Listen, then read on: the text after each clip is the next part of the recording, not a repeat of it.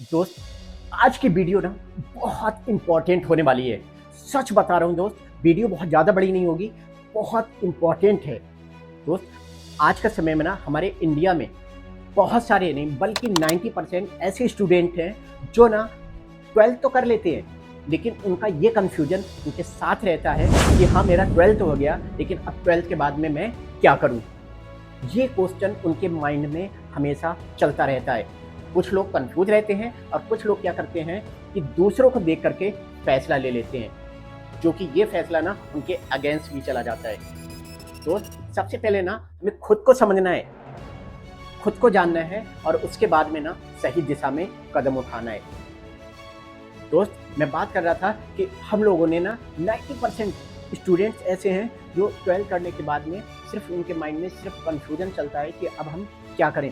दोस्त, मैं आपको बता दूं, हमारे भारत में ना मोटे प्रकार से लगभग 3 प्रकार की पढ़ाई चलती है। जैसे आपके साइंस वाले छात्र हो गए, कॉमर्स वाले छात्र हो गए और नंबर 3 जो हैं आपके आर्ट वाले छात्र हो गए।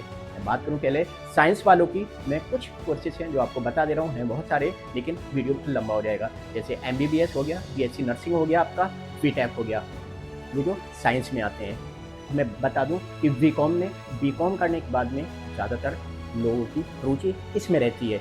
बीबीए हो गया, सीए हो गया, सीएस हो गया, सीएसएफए हो गया, तो और बैंकिंग एंड फाइनेंस। मैं बात करूँ आर्ट की, आर्ट में बीए हो गया, आपका बीएड हो गया, लॉ हो गया और आपका यूपीएससी एसएससी हो गया। तो अब मैं बात करूं कि अगर आप उस फेज में हैं, उस सिचुएशन में है कि आपने 12th कर लिया है और अब आप कंफ्यूज हो कि मैं ना आगे किस लाइन में जाऊं, मैं क्या करूं, 12th करने के बाद में मैं आगे किस चीज़ की पढ़ाई करूं, मैं आगे किस चीज़ में जाऊं। तो सबसे पहले ना आप खुद को 5 से 10 मिनट दो और 5 से 10 मिनट में एक बंद कमरे में आराम से बैठो और बैठने के बाद में ना अपना माइंड को शांत करो और उस माइंड को वहीं पे स्थित करो जहाँ पे तुम बैठे हुए हो और खुद से क्वेश्चन करो कि आपका इंटरेस्ट किस चीज में है। इंटरेस्ट से मतलब आपको कौन सी चीज करने में मजा आ रहा है। मैं एक एग्जांपल दे रहा हूँ जो कि तीनों छात्रों के लिए है, चाहे वो साइंस का हो, बीकॉम का हो, कॉमर्स का हो या आर्ट का हो।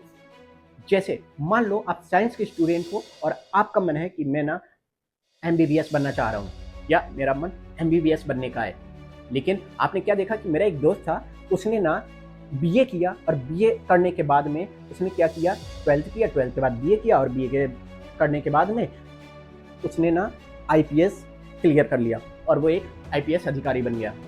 मैंने देखा कि हाँ, उसको फेम वगैरह भी मिल गई और उसका नाम हो रहा है और वो बंदा कामयाब हो गया। अब मैंने क्या किया, जल्दी से खाली इसकी ये चीज़ें देख करके ना मैं इतना आकर्षित हुआ कि मैंने अपने एमबीबीएस को साइड कर दिया और मैं उसकी तरफ कूदने की कोशिश करने लगा।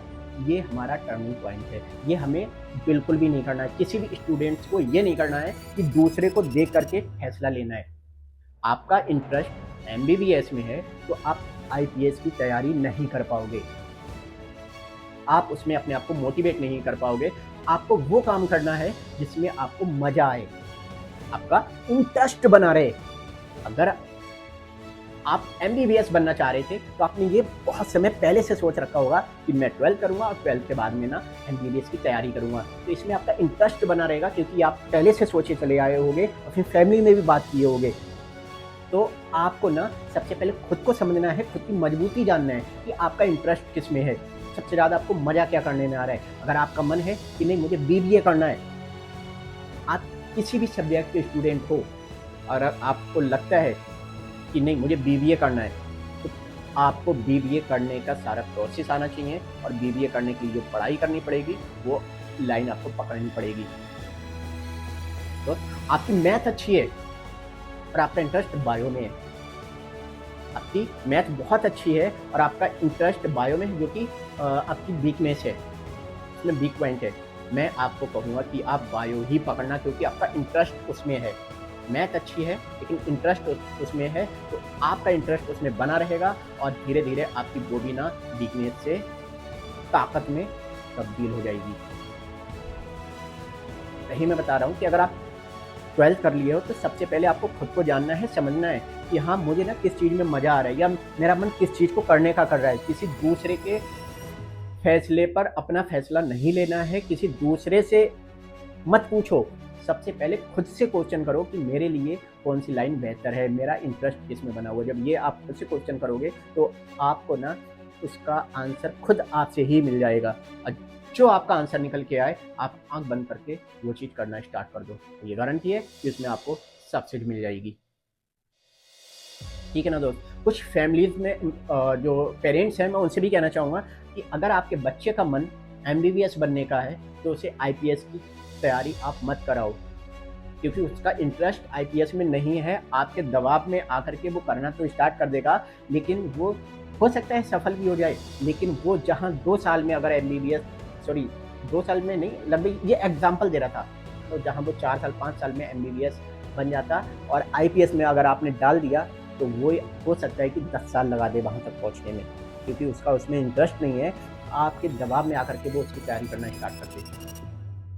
आप उससे बात करो, आप बैठ कर के बात करो अपने बच्चे से कि आपका इंटरेस्ट किस चीज़ में है, जिसमें उसका इंटरेस्ट हो उसमें आप उसकी सपोर्ट करो, आप उसके साथ लग जाओ। और मेरी गारंटी है कि अगर आप ऐसा करोगे तो आपको कामयाबी ज़रूर मिल जाएगी और आपका बच्चा ज़रूर कामयाब हो जाएगा। और उसके साथ में मैं एक चीज़ और बता दूं कि अगर आप पढ़ाई कर रहे हो ना, अभी आप ना 2-4 ऐसी स्किल्स हैं जो अगर आप अपने अंदर लेके चले, गारंटी बता रहा हूँ, आप बहुत जल्द सफलता हासिल कर लेंगे।